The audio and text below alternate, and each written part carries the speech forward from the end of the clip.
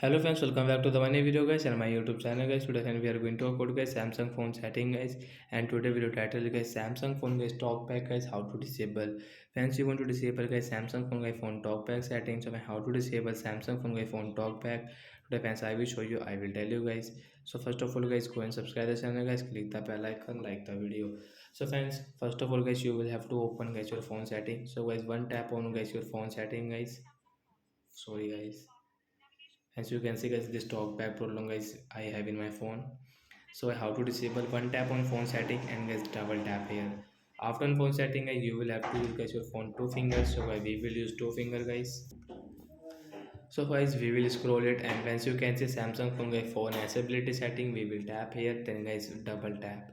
Once click on guys phone talkback, one tap, and guys double tap continue guys, we will tap here. Guys click on talkback setting, double tap, and guys click on turn off option, double tap to disable.